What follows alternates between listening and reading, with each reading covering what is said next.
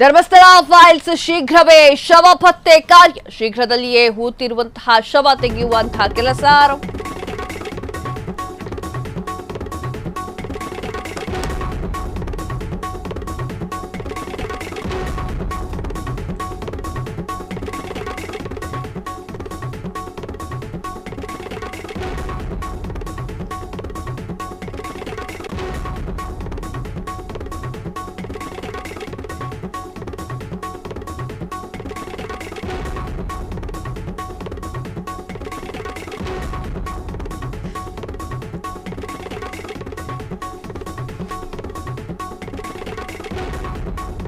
Dharmasthala files ಶೀಘ್ರವೇ ಶವ ಪತ್ತೆ ಕಾರ್ಯ ಶೀಘ್ರದಲ್ಲಿಯೇ ಹೂಳಿರುವಂತಹ ಶವವನ್ನ ತೆಗೆಯಲಿಕ್ಕೆ ಕೆಲಸವನ್ನ ಆರಂಭ ಮಾಡ್ತಾ ಇದ್ದಾರೆ. ಮ್ಯಾಗ್ನೆಟಿಕ್ ರಿಸೋರ್ಸ್ ಹಾಗೂ ಡ್ರೋನ್ ಬಳಕೆಯ ಸಿದ್ಧತೆಯನ್ನ ಕೂಡ ಮಾಡಲಾಗ್ತಾ ಇದೆ. ಇಸ್ರೋ ನೆರವು ಪಡೆಯಲು ಎಸ್ಐಟಿ ಸಿದ್ಧತೆಯನ್ನ ನಡೆಸಿದ್ದು ದೂರುದಾರ ತೋರಿಸಿದಂತಹ ಜಾಗದಲ್ಲಿ ಶವ ಸಿಗದಿದ್ರೆ ತನಿಖೆಗೆ ತೊಡಕು. ಇದೇ ಕಾರಣಕ್ಕೆ ದೂರುದಾರನ ನಂಬಿಕೆ ಗಳಿಸಲು ಮುಂದಾಗಿರುವಂತಹ ಎಸ್ಐಟಿ. ವೀಕ್ಷಕರೇ, ಧರ್ಮಸ್ಥಳ ಫೈಲ್ಸ್ ವಿಚಾರಕ್ಕೆ ಸಂಬಂಧಪಟ್ಟಂತೆ ಇನ್ನೊಂದು ಸ್ಫೋಟಕ ಮಾಹಿತಿ ಹೊರಬೀಳ್ತಾ ಇದೆ. ಏನು ಅಂತ ಅಂದ್ರೆ, ಆತ ಏನಿದ್ದಾನಲ್ಲ ದೂರುದಾರ, ಆತನನ್ನ ಕೇಳಿದ್ರು ಪೊಲೀಸರು, ಎಲ್ಲಿದೆ ಆ ಒಂದು ಶವ ಅಂತ ಹೇಳು, ನಾವು ತೆಗಿತೀವಿ ಅಂತ ಹೇಳಿದಾಗ ದೂರುದಾರ ಏನ್ ಹೇಳ್ತಾನೆ ಅಂತಂದ್ರೆ, ನಾನು ಹೂತಿರುವಂತಹ ಸ್ಥಳವನ್ನ ನಾನು ಯಾರಿಗೂ ತೋರಿಸೋದಿಲ್ಲ, ಸಾಕ್ಷನಾಶ ಆಗುವಂತಹ ಅಷ್ಟು ಸಂದರ್ಭ ಇರುತ್ತೆ, ಆ ಒಂದು ಕಾರಣಕ್ಕೆ ನಾನು ಹೇಳೋದಿಲ್ಲ ಅಂತ ಹೇಳಿದ್ದ. ಅದಾದ ನಂತರ ಈಗ ಅತಿ ಶೀಘ್ರದಲ್ಲಿ ಹೂತಿರುವಂತಹ ಶವವನ್ನ ತೆಗಿಲಿಕ್ಕೆ ಆರಂಭ ಕೂಡ ಮಾಡಲಾಗಿದೆ. ಡ್ರೋನ್ ಬಳಕೆಯನ್ನ ಮಾಡಲಿಕ್ಕೆ ಸಿದ್ಧತೆಯನ್ನ ನಡೆಸಲಾಗಿದ್ದು ಇಸ್ರೋ ನೆರವನ್ನ ಕೂಡ ಪಡೀಲಿಕ್ಕೆ ಮುಂದಾಗಿದೆ ಎಸ್ಐಟಿ ಟೀಮ್. ದೂರುದಾರ ತೋರಿಸಿದಂತಹ ಜಾಗದಲ್ಲಿ ಶವ ಸಿಗದಿದ್ರೆ ಸ್ವಲ್ಪ ತೊಡಕಾಗತ್ತೆ.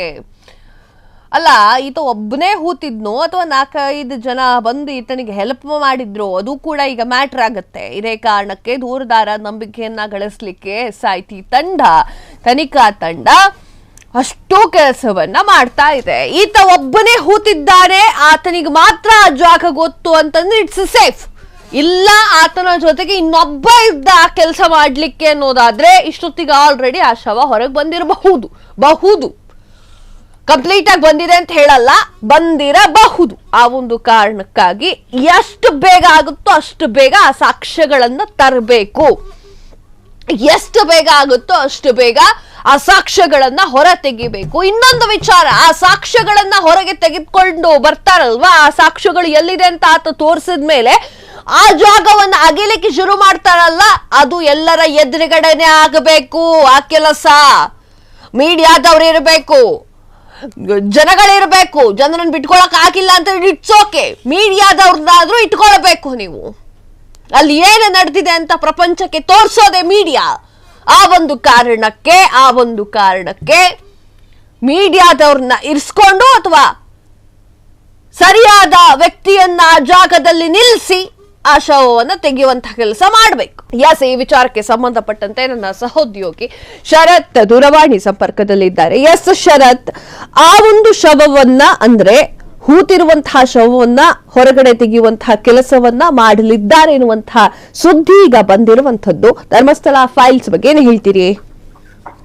ಕಾವ್ಯ, ಏನಂದ್ರೆ ಈ ಒಂದು ಪ್ರಕರಣದಲ್ಲಿ ಇತ್ತೀಚಿನ ಲೇಟೆಸ್ಟ್ ಟೆಕ್ನಾಲಜಿಯನ್ನ ಮತ್ತು ಏನು ಪ್ರತ್ಯಕ್ಷ ಸಾಕ್ಷಿಯಾಗಿರುವಂತಹ ದೂರುದಾರ ಭೀಮನ ತೋರಿಸುವ ಜಾಗವನ್ನ ಎರಡೂ ರೀತಿಯಲ್ಲೂ ಕೂಡ ಶವವನ್ನ ಏನು ಹೂತಿರುವ ಶವಗಳನ್ನ ಮೇಲೆತ್ತೋದಕ್ಕೆ ಎಸ್ಐಟಿ ಅಧಿಕಾರಿಗಳು ಮುಂದಾಗಿದ್ದಾರೆ. ಈ ಸಂಬಂಧ ನಾಳೆ ಮ್ಯಾಜಿಸ್ಟ್ರೇಟ್ ಮುಂದೆ ಒಂದು ಜನರಲ್ ಆಗಿರುವಂತಹ ಒಂದು ಆರ್ಡರ್, ಅಂದ್ರೆ ಪರ್ಟಿಕ್ಯುಲರ್ ಆಗಿ ಈ ವ್ಯಕ್ತಿಯ ಶವ ಅಂತ ಹೇಳೋದಕ್ಕೆ ಸಾಧ್ಯ ಇಲ್ಲ ಈ ಪ್ರಕರಣದಲ್ಲಿ, ಯಾಕೆಂದ್ರೆ ಅದರ ಐಡೆಂಟಿಟಿ ಗೊತ್ತಿಲ್ಲ.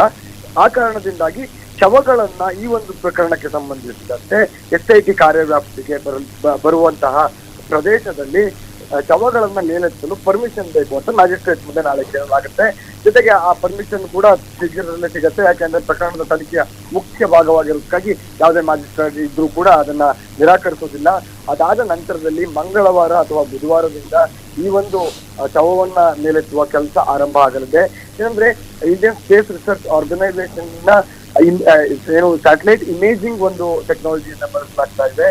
ಜೊತೆಗೆ ಡ್ರೋನ್ಗಳನ್ನ ಕೂಡ ಕೆಲ ಪ್ರದೇಶಗಳಲ್ಲಿ ಬಳಸಲಾಗುತ್ತೆ. ಯಾಕೆ ಅಂತಂದ್ರೆ ಭೀಮನ್ ನೀಡಿರುವ ಹೇಳಿಕೆಯಲ್ಲಿ ನಾನು ಊದಿತ ಶವಗಳ ಜಾಗದಲ್ಲಿ ಈಗ ದೊಡ್ಡ ದೊಡ್ಡ ಮರಗಳು ಕೂಡ ಬೆಳೆದು ನಿಂತಿವೆ, ನನಗೆ ತುಂಬಾ ಜನರ ಸಹಾಯ ಬೇಕಾಗುತ್ತೆ, ಆದ್ರೆ ನಾನು ಖಂಡಿತವಾಗಿ ದೇಹಗಳನ್ನ ಹುಟ್ಟಿರುವ ಒಂದು ಏನು ಸ್ಥಳದಿಂದ ಮೇಲೆತ್ತುವಂತ ಕಾರ್ಯವನ್ನ ಮಾಡ್ತೇನೆ ಅನ್ನುವಂತಹ ಮಾತುಗಳನ್ನ ಕೂಡ ಹೇಳಿಕೆ ನೀಡುವ ಸಂದರ್ಭದಲ್ಲಿ ಹೇಳಿದ್ದಾರೆ.